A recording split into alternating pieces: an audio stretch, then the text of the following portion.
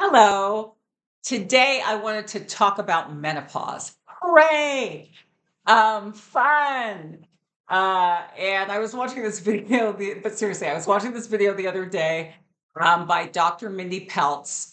It's called Best Way to Drop Hormonal Belly Fat ASAP. And the whole hormonal belly fat thing is real.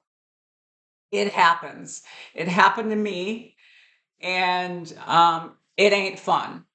But anyway, I just wanted to get into that and really my own experience with menopause, right? My own experience with menopause, and really the unexpected symptoms that I had that I really was just wholly unprepared for, in all seriousness. It was not fun. I was unprepared. By the way, I'm Beverly. I am a lifelong exerciser. I am a health enthusiast. And this channel is really for Black and Brown women who really want to get in better mind and body health, better shape in their mind and better shape in their bodies. And so if you're over 40, perimenopause or menopause like me, menopausal like me, this is a place for us. So yeah, I wanted to get into my own experience with menopause. So my experience with menopause happened about 3 years ago. I guess it's been about 3 years, and the first thing for me was, of course, that belly fat gain, and I also gained a lot of weight here. A lot of back fat, and I just had a big belly and fat on my back. And so that was one of the first things that happened. That was, sort of distressing because I do exercise and I do try and eat healthy. So it was really kind of puzzling because I was like, why is nothing working? So that happened. But really bigger still for me was the whole emotional aspect of it. And for me, once menopause hit for me, my emotions were just all over the place. I had deep, deep sadness, like deep sadness, and then rage. I'd be enraged, and then I would have like a bunch of anxiety about something. And I just couldn't get a handle on my emotions. So they were just kind of up and down and up and down all day long, these huge like peaks and valleys. And I remember I would say to my husband, I just don't, over and over and over again, and God bless him, he was patient. I would say, I just don't feel like myself. I just don't know what this is. I just don't feel like myself. And it was really, really hard. And even with my work, I felt like I just didn't have any control over my emotions, that things would upset me and I would just be wrecked from it, right? I would just be so destroyed by it, things like destroyed meaning with just sadness, or I'd be overwhelmed. And it's not that I never felt those things in the past, but it was just like I had never felt it to this degree. And it felt really kind of like it blindsided me. And so I remember I got a referral to a doctor from my sister because I had been going to a doctor, and I remember, or doctors leading up to menopause, and they would ask you, how long has it been since your last period? And, and when you're going through menopause, it's further and further apart. And no one would like miss a beat. They just keep typing. They go on to the next question. Nobody asked like how I was feeling, or said maybe you might start experiencing these things. Nothing. Nothing. And which is really disturbing because it's an important thing to know about, right? It's a whole other chapter in our lives, and nobody missed a beat. They just went on to the next thing.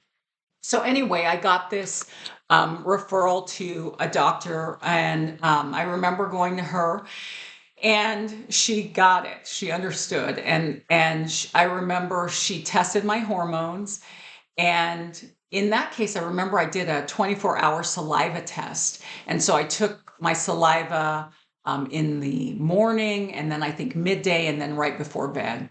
And in any case, when my test results came back, my hormones were completely bottomed out. That's the medical term. I mean, I don't know what you call it, but they were just not good. My hormonal numbers were really, really low. And I remember she said to me in looking at them, she said, I understand, I can look at these numbers and I understand why you feel so bad. And I remember, so validated because I really thought that I was losing my mind. And I just thought, okay, this is the reason. This is the reason that I can't control how I'm feeling. And so with her, I started on hormone replacement therapy, but bioidentical. And there's also synthetic hormones, and I've had friends that have used those, but I use bioidentical. And with her, she gave me tablets that I took before bed. I think, yeah, it was progesterone, and creams for of estrogen and progesterone. And then she ultimately, like maybe a year later, she retired. And I remember I found a new doctor who's so good, and a Black woman doctor who's so good. She's in Pasadena. And I started on pellet therapy with her. And that's a whole other thing. It's involved. Like they're little pellets. My understanding is they're like the size of maybe a piece of rice, and they're inserted into the upper part of your buttocks. So it's a whole thing. It's a little embarrassing, but that's what it is. And you do that like every 4 months. And if you're interested in hearing more about that, I can do a whole other video on that because it's a whole procedure. And, I mean, I don't say that for you to be scared of it. It's not scary. And honestly, I like it so much better than I like the creams. But in any case, once I started on the hormones, even with the first doctor, I remember her saying, because I was so sad, this is an important point that I want to say. Because I was so sad, I remember the first doctor said, I'm going to prescribe you an antidepressant. And she said, it's just going to, I'm prescribing it just for you to bridge that gap between then, and when the hormones start working. And I remember I said to her, I'm going to fill the prescription. I will fill it, and I'm going to hold on to it. But I'm not going to take them right away. I'm going to give the hormones a chance to work, because I want to know if it's the hormones for why I'm feeling better, and if I take the antidepressants at the same time, I'm not going to know which one is doing it. And so it actually took a couple of months before I started feeling the effects of the hormones. And again, this was with the first doctor, and those were with creams and the tablets that I took before bed at night. And man, when I tell you that it was like a cloud was lifted when they started working, and it was such a relief. It was such a relief, because I remember saying to my best friend that, I was just having such a hard time. And if I sound dramatic, it was really, really dramatic for me. It makes me sad to think about it.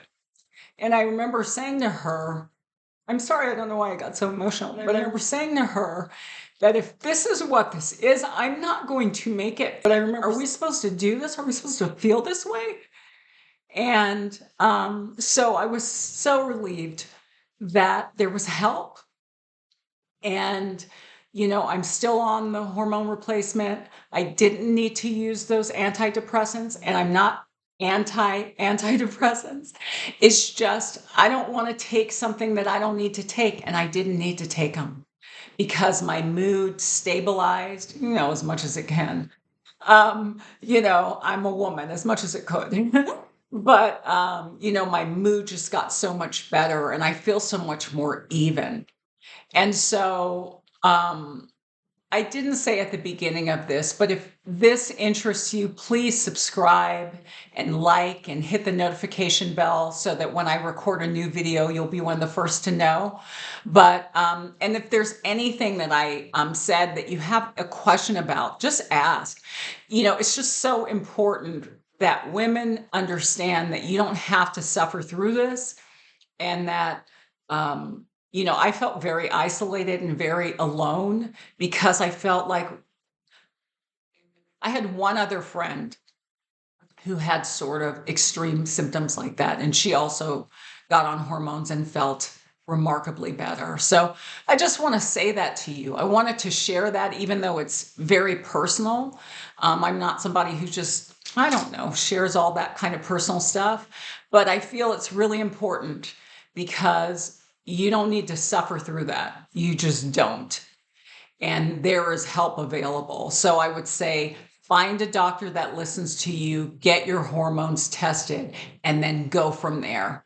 And really, even if you're perimenopausal, I would suggest maybe even getting your hormones done then, so you have like a baseline, so that you can see where you were, that when you get to menopause, you have something to compare it to. And I don't think that most doctors are going to volunteer to do that. You're going to have to advocate for yourself. You're going to have to advocate for yourself to find a doctor who listens to you. And so I thank you all so much for listening. Again, any questions, please leave them in the comments, subscribe, like, hit the notification bell. And until next time, take it easy.